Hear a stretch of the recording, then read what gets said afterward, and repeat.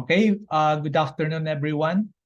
We continue with our visual diagnosis sa inspection sa body shape and posture. Sa visual diagnosis of the body shape and posture, we have the general shape and posture. Everyone is born with a certain constitution. The shape and form of a person's body can give an indication of their constitutional foundation as well as the balance between yin and yang in their body.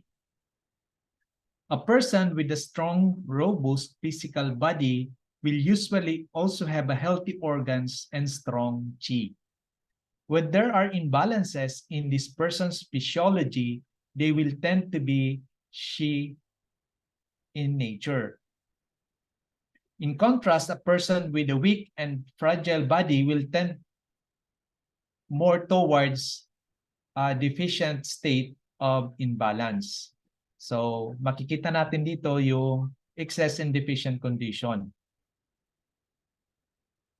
The body's posture also expresses the distribution of qi in the body and whether there are qi or su conditions of a certain organs, excess or deficient condition.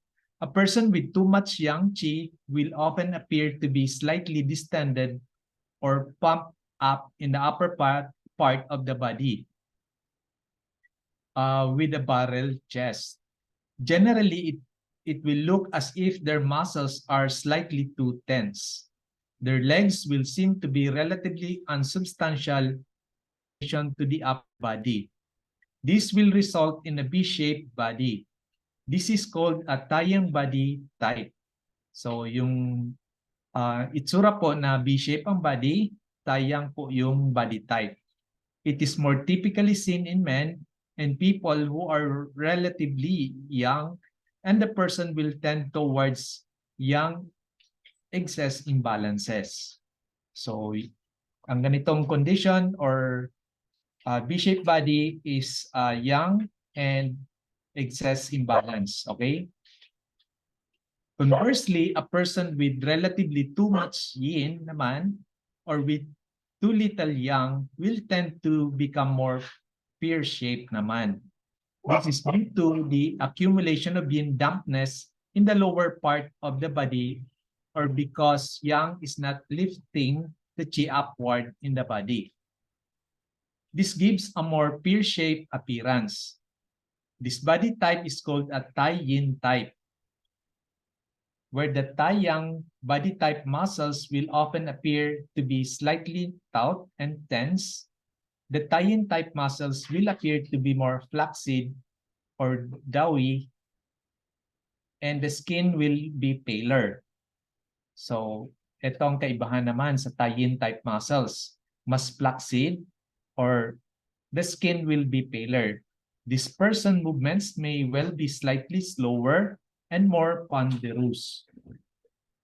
The taiyang body type are more typical in women, and the taiyang types are generally tend more toward yang, deficient, dampness, and phlegm. So, tandaan po natin, taiyang body types, mas ano po siya sa women, and towards yang deficiency, dampness, and phlegm.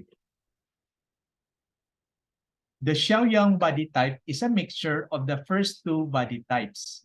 In the Xiaoyang body type, the proportions of the upper and lower parts are more even, and the muscles will be neither too flaccid nor too tight. So, Xiaoyang body type naman ito. This is the healthiest body type because yin and yang are harmonious. So, tanda po natin, Xiaoyang body type, ito po yung healthiest body type na equal ang yin and yang. A fourth body type naman is the Xiaoyin body type. This person is very thin and sinewy.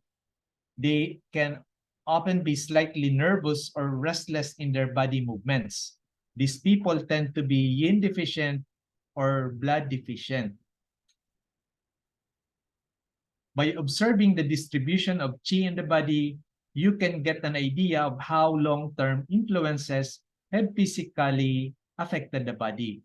When we see a person in front of us, we must ask ourselves, how is the qi distributed? If there is an impression of there being too much or too little qi in general, are there areas of the body where there is relatively too much or too little qi? Are there areas where there appear to be signs that dampness or phlegm are accumulating? Are there signs that yang qi is ascending? So yan po yung mga itatanong natin. In general, a powerful body with strong muscles and bones is an indicator that a person has strong jing and qi. Because the qi is strong, they will be more likely to develop excess pattern of imbalance. A person with weak muscles and a more delicate bone structure whose posture is more slumped will probably be qi deficient and possibly even jing deficient. When these people get sick, their patterns of imbalance will tend to be deficient in nature. Qi deficiency and yang deficiency tend to result in a slump posture. There is an impression that the qi is not lifting the body up and holding the person upright. So, ma-observe po natin na slump po yung posture, ito is qi deficient or yang deficiency. The patient will typically sit slumped on a chair and their back will not be straight or erect. So, yan po yung ma-observe natin. On the other hand, if a person is too rigid in their posture, it could indicate that they have liver qi stagnation. Liver qi stagnation will result in muscles that are tense, their lack of flexibility on the mental and emotional level being reflected in their physique. So, pag rigid naman ang posture, ito po is liver qi stagnation, na ang mga muscles tense and walang flexibility. Okay? Liver qi stagnation and ascending liver yang can also be seen in shoulders that are raised and tense. This is due not only to the ascending yang qi lifting the shoulders upward, but also because the neck region is a bottleneck. And if there is ascending yang qi, the ascending qi will have difficulty passing through this narrow area and will accumulate, creating neck and shoulder tension. The tension is further exacerbated if there is already liver qi stagnation, creating a stagnancy of qi in the muscles. A person with an excess of damp phlegm can have a tendency to obesity or be overweight. In particular, the dampness will accumulate around the hips, buttocks, and lower portion of the abdomen. So, ma-observe po natin ito sa mga obese or overweight. This is due to the yin nature of dampness, which result in its seeping downwards. The muscles and skin can be loose and flaccid. If there is a lung qi deficiency, the person may be hollow, chested, or have a poorly developed muscles in the thoracic region. In accumulation of phlegm in the upper jaw will, on the other hand, result in a person being barrel-chested. So, accumulation of phlegm naman ito. This is due to the phlegm blocking the movement of qi and causing qi to stagnate in the upper body. A person with an excess of heat in the body will have a more open or splayed posture. They will often sit with their legs and arms spread out to the sides. They will spread their limbs outward in a subconscious attempt to create a larger surface area and thereby increase the dissipation of heat from the body. So, ito is may excess heat in the body. So, more open and splayed ang posture naman. A person who lacks physiological heat, a person who is excess cold or yang deficient, may sit with their arms crossed or even wrap around themselves in an attempt to reduce the loss of heat from the body. So, ito naman, excess cold or yang deficient, ma-observe po natin yung mga kamay naka-cross po kasi kailangan nilang i-conserve yung heat. This posture is similar to but slightly different from a person who is emotionally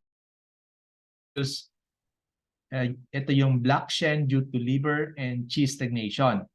They can also sit with a very close posture with their arms folded in front of the chest. Okay? So nakaano po yung kamay sa chest. However, this is not an attempt to maintain body heat, but is an external manifestation of their emotional rigidity. So ito, expression ng katawan dahil sa emotional rigidity na ang mga kamay nasa front ng chest folded. Okay? So body shape and posture sa observation, merong strong and sturdy body. Yung significance, there is a strong constitution and qi, good jing tends towards excess imbalances. Sa weak and fragile body naman, ang significance is weak constitution and qi, weak jing tends towards deficient imbalances. Pag pear shape or taiyang type naman, ang significance dito is yang deficient, spleen qi deficiency, or meron siyang dump phlegm. Pag B-shape or taiyang type, ito is yang excess. Pag thin and wiry or xiao yin type, ang significance nito is yin deficiency, blood deficiency. Sa even distribution between upper and lower part of the body or xiao yang type, ito is yin and yang are in balance. So ito yung pinaka-healthiest xiao yang type po siya. Okay? Sa slouching posture, ito is qi deficient or yang deficient. Pag stiff and rigid posture, ito is liver qi stagnation. Pag overweight or plump naman, there is phlegm, dampness. Pag raised shoulder or tense shoulder, there is ascending liver yang, liver qi stagnation. Sitting with arms and legs spread, there is heat. Pag huddled around themselves, excess cold or yang deficiency. Pag arms folded and rigid body, there could be liver and heart qi stagnation. Sa physiology of the body appearance, this includes body form and body bearing. Yung bones and muscles, sinews, skin, and visible blood vessels are the basic elements of for inspection of body forms as well as the bearing of movement. Kidney produces marrow and controls the bones. Spleen dominates the muscles and the forelimbs. Liver dominates the sinews. Lung dominates the skin and hair. Heart dominates the blood vessels and houses the spirit. This is how TCM connects the body appearance to the condition of the internal organs. Hence, when the function of some four organs are sound, the physical body is strong and replete. When some four organs are damaged, the physical body is weak. Okay? So, ito yung internal organs and body appearance. Yung sa heart, meron siyang associated sa spirit and blood vessels. Yung spirit dominates activities, yung blood vessels nourishes the body. So makikita natin yan sa body appearance. Sa spleen naman, associated siya sa muscles. This one supports the structure and movement. Yung lungs sa skin, and this provides protection. Yung kidney sa bone, it supports structure and movement. Yung liver sa sinews, this enables movement. So makikita po sa body appearance. Okay? Sa normal body appearance, this includes the form, yung figure and shape, and the bearing, which is the posture and movement.